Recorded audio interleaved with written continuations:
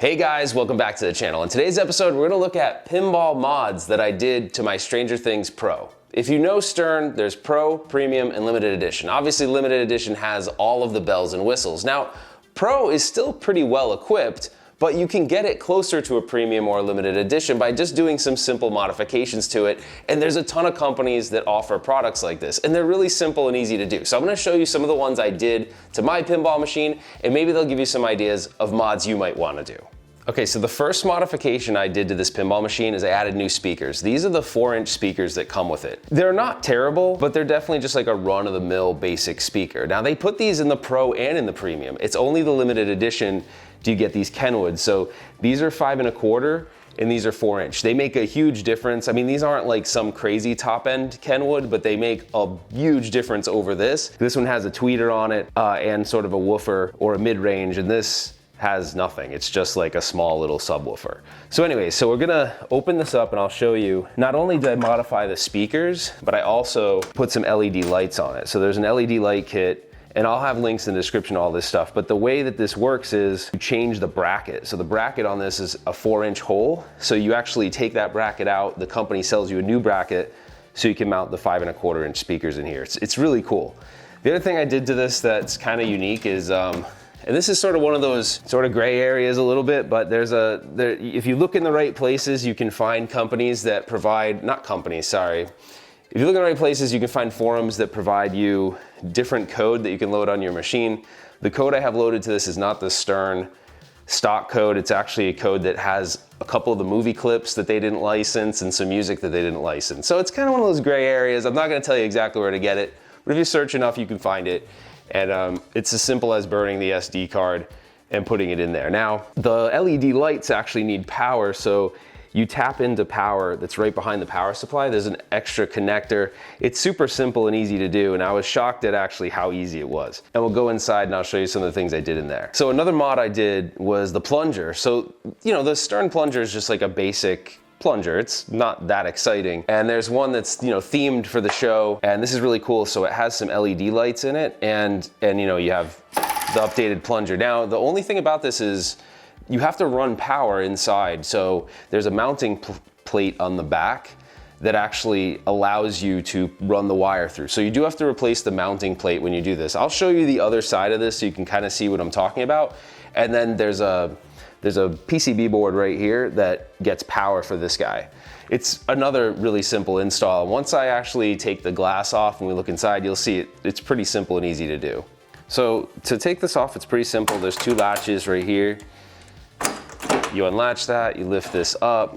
And now this is the part that freaks me out personally. I just started working on pinball machines not that long ago, so it's a little nerve-wracking, but you get your hands on the glass and then you push it out, and you need a little bit of room. I don't have a lot of room in this room, so it's a little tough to get it out. And you wanna stand it up versus laying it down once you get it out. But you can see I'm running out of space already here. So this is a little tricky because I get out of the way.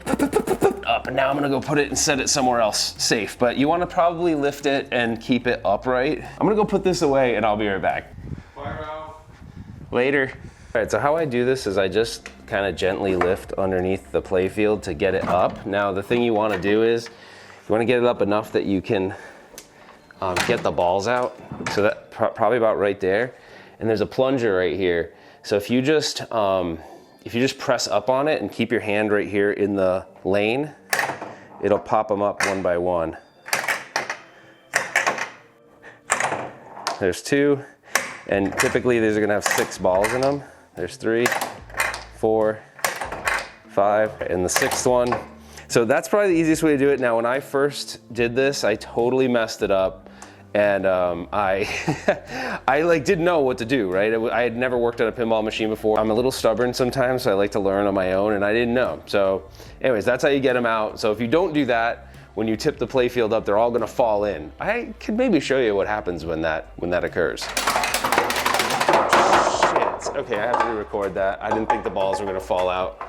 Okay, so now that it's sitting up on here, you do have to kind of tug it a little bit towards you, and don't be freaked out. You can manhandle it a little bit. Once you feel it go over that rail, you're free to lift it up. You'll notice there's 2 pieces of rubber on this back box. The purpose of that is so that when this is leaned up against it, it doesn't scratch the back box. So It's also there so that when it's forward and leaned down, it doesn't scratch the cabinet up. So yeah, so that's basically what it looks like inside. So the first thing you'll see is a subwoofer upgrade. This isn't technically necessary. I just feel like it works a lot better than the stock one. You can see the stock one's like a thin paper cone. It's not terrible, but it's not the best, especially if you're into audio. You'll know this isn't a great subwoofer. So I put in this one. It's the Boom Boom 3000. It's an 8-inch subwoofer. It has a really funny saying. It says, if you wake up in the room, if you wake up in the morning in somebody else's room, blame it on the Boom Boom. Anyway, so this is what the stock one looks like.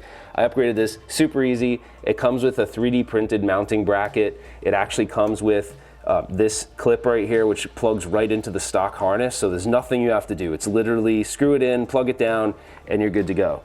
The other thing I did was the shaker motor. So the pros don't come with shaker motors. Premiums do, and limited editions do, I think. I can't remember if premiums do, I'll have to double check, but there's a video on my channel on this. This was fairly easy to install as well. You'll notice there's some wiring that's routed out from under it. It goes right here, and it plugs into this board. And since we're over here, I'll show you the back of the plunger right here. You'll see what I'm talking about, this mounting plate. This is different than the stock mounting plate because you have to run these wires through so that this guy lights up. Again, wiring comes through, it comes over, and it plugs into this PCB board right here. So it's all, like I'm saying, it's all really simple stuff, and these things take like maybe less than 30 minutes to accomplish.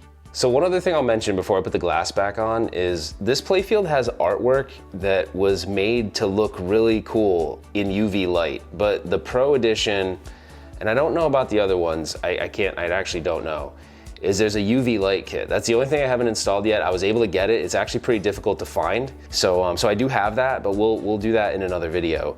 But the one thing I'll say is when you have it open, mine, I just cleaned it, but I cleaned the playfield and waxed the playfield. There's a product I've been using that Kerry Hardy recommended. He has a really good video on his channel of how to clean and maintain your pinball machine, so definitely go check that out. I'll have a link to that video. But yeah, so just while it's open, I do want to do that. So when you get into the upside down, the whole playfield will light up UV. It does have that effect a little bit without the light kit. It's just not as dramatic, but it's really cool that they put particular artwork on here that would glow under UV light. So anyways, I just thought I'd mention that. I'm gonna go get the pinball glass so we can button this thing up, and then we'll wrap the video up. I'm putting the glass back on. This is actually the Stern HD glass, so it's supposed to block a bunch of UV light from making reflections on the playfield. It does cost a little bit of money. It's another easy upgrade because you basically just take the old glass off and put the new glass on. So once you get it sort of started, you will notice that it's gonna drag a little bit. Don't be too worried about that. Sometimes it even feels a little or sounds a little crunchy. Don't worry about it, it's fine. Push it up into place and it'll actually stop. You'll feel it. You hear it hit the top. At that point, you can put the lock bar back on. And yeah, and then you're pretty much ready to turn the machine back on. There is one more modification that I forgot to mention that I did. I keep forgetting. It's a small one. So up on the back box, where the badge is for the game, where it says if it's a Pro, Premium, or Limited Edition, there's that red accent. I actually put that on there. It's just a piece of acrylic. The same company that sells the speaker kits sells that as well. Okay, so this game was manufactured toward the second run of the Stranger Things pinball machine, so that's when Stern started implementing Insider Connected. So I didn't actually put that on here. This actually came like that. So you're just gonna scan your badge, and then your name will show up right there, which is really cool. There's a bunch of new Insider Connected features. At first I thought it was gonna be gimmicky, but it's actually proving to be a really cool feature. So definitely, if you have a machine that's compatible with Insider Connected, consider doing it. I'm so hooked on it now that I try to only go to barcades that have it. So anyway, and a lot of newer machines, pretty much almost all of them now have it. We'll play some real quick, and I appreciate you guys watching. Hopefully you learned a little something. I know this wasn't necessarily a tutorial of how to do it, but you'll find a lot of these pinball mods aren't exactly that difficult.